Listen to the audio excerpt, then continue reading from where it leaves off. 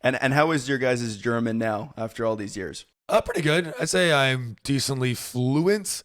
There are always like some vocabulary words I forget or don't know, but I can go anywhere and talk to people and understand like 90% of what's going on. Yeah, I mean, it depends on situations. Like, because I think like during the week, I'd say like 75% of probably you as well. Like what I speak is English because I speak English with my wife, and like I have we have like our friend group with people that are, you know, American but also German, and like kind of English is a median language, you know. But yeah, like, but when I visit, my wife's family or whatever, then it's just German for 3 days or I speak mostly German at work now because my colleague speaks German. But I thought you're supposed to be teaching English. Right. So my kids I speak English, my colleague I speak German. So it's kind of all over the place, and sometimes my head gets really my wires get crossed, and I forget like the English word, or it gets all messed up. Or I speak like in German syntax and English, and it gets really annoying sometimes. I think we're always speaking some version of Danglish, like see, my English got worse. My German's not great yet, so I speak both languages pretty mediocre at this point. Yeah, it's like, what do they call that when you learn a new language but you forget your like native language? It's like bilingual. Like, yeah, exactly. So what do you speak with your partner, Alex? Do you speak English? I also speak mostly English. Yeah, we speak German sometimes and mostly English because I think whatever language you meet someone in is kind of language you stick to. Mm-hmm. So like my friends that I met, my German friends in English, I could speak with them in German now. And sometimes I do a little bit, but it just feels weird because I know them in English. Yeah. And then when I make new friends in German, it's only German, even though they can't speak English, but I met them in German. So we just speak German, Because your personality is different in a different language. And the person just doesn't sound like the person, you know what I mean? Like their tone's slightly different.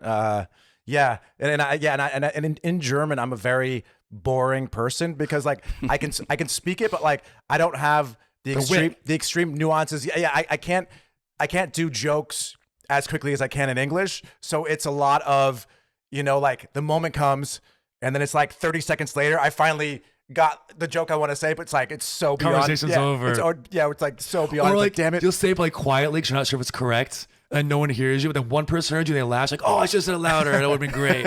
I nailed that joke. I would have killed it.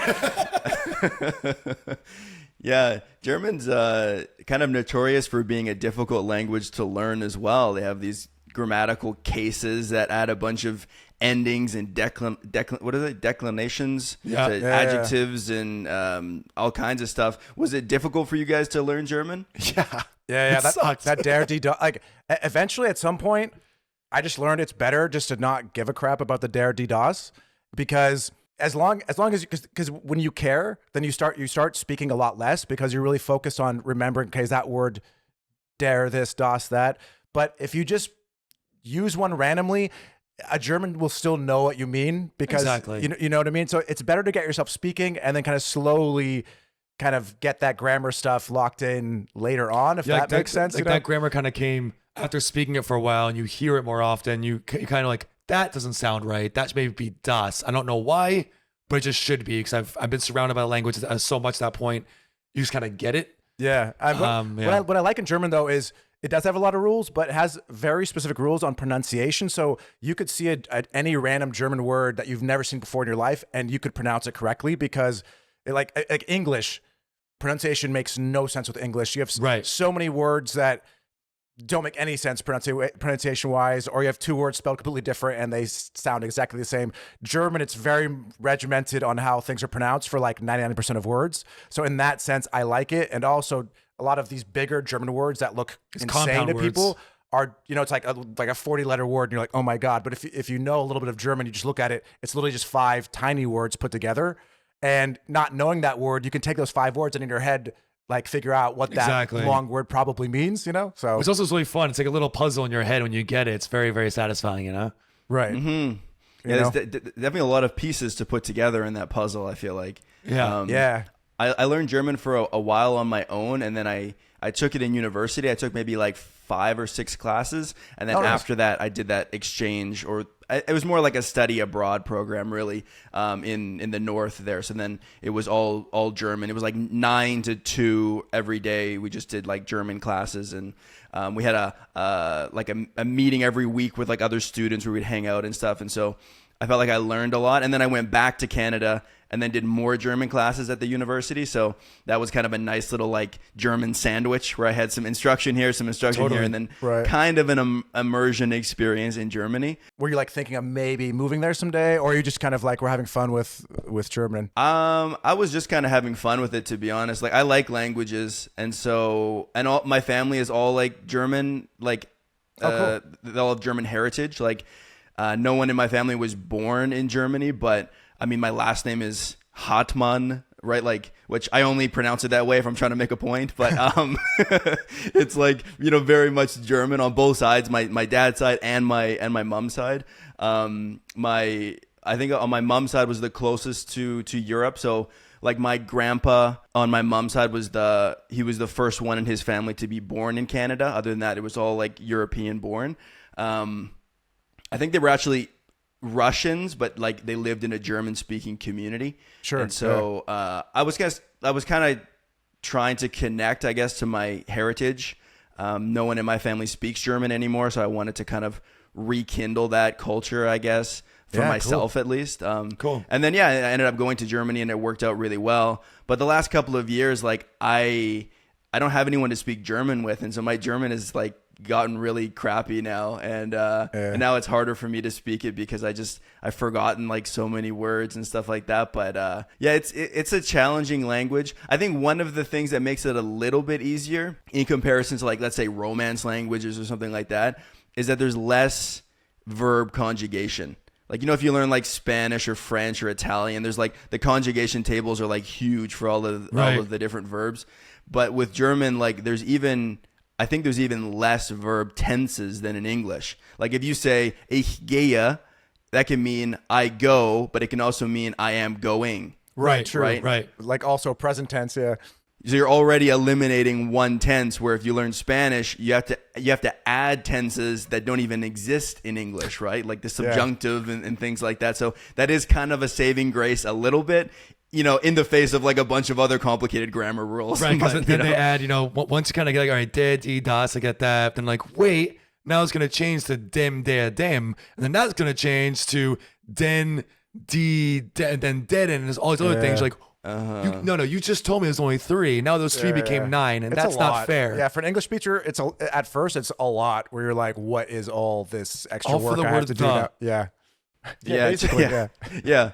And then also the word order, like learning a language that has a different word order, I don't think is like overly complicated. What makes it complicated in German is that the word order is always changing. Because there's like those like trigger words, right? Like where if you say because, then suddenly the verb has to go at the end as opposed to in like the position it would be in like an English sentence. So then you have like these weird sentences where it's like, because I at 2:00 with my friends on Thursday to the store went. Right. And it's actually like all the way at the end. We've talked about this before with that because I find like a lot of Germans are really good listeners and they don't interrupt each other a lot. And I was thinking about that, and I was talking to my partner about it, and I told her, I said, I think it's because a lot of times the verb comes at the end of a sentence, so you don't know what someone's saying until you hear the end of the sentence, so you really can't interrupt because you're like, because I blah blah blah. You're like, what happened? What's the verb? Did you drink it? Did you eat it? Did you run to it? Like, what happened? So you kind of need that last verb to understand the whole context of the story. Yeah, or even numbers. I found in my first German classes, like so back in school, if your teacher was like, okay, turn to page 34, the second she's saying 30, you're already on your way before she says 4. But in German, she says, turn to page 4. 30s. And 30, you know what I mean? So like you literally have to wait until she says the entire. I remember I started noticing that like the first few weeks, and I was like, oh man, it sounds bad as French. I think French they do math to say numbers. Yeah. Oh yeah, it's like 4 20s plus 6 or something. Right. Like they like add like it's a whole like calculation basically. It's insane. Come on. So would you say like the der, die, das is the hardest part of learning German? Like the grammatical cases, that is? I mean, it's hard to get them all right, but I won't say it's the hardest because, like Geoff said, it doesn't really 100% matter because people will understand you if you get it wrong. Mm-hmm. I think the hardest part is the structure and just for me, it's just vocabulary, just getting more words down. Yeah, that's true. And like also that's every language, right? pronunciation, because there's a lot of sounds like people like, especially Americans, are like afraid to make these like back of the throat kind of like sounds that people are afraid to use. Well, see, I'm good with that because I went to Hebrew school 3 times a week when I was a kid. So, and Hebrew is very, has those sounds. So for me, it was pretty okay. Yeah. And like my grandma spoke a little bit of Yiddish to me. So I knew some words I kind of already heard, growing up a little bit. So that was kind of cool. Yeah. But yeah, doing like a proper German accent, I think is also hard. Like I think no matter how good my German gets, people are still going to immediately know I'm from California and I'm See, people don't know that I'm American, but they know I'm not German, which I'm happy about. Yeah. I always ask, like, maybe you're Italian, maybe this, but you're not German, but I don't hear American. So I'm happy that I don't sound American, at least. That's for me a big win.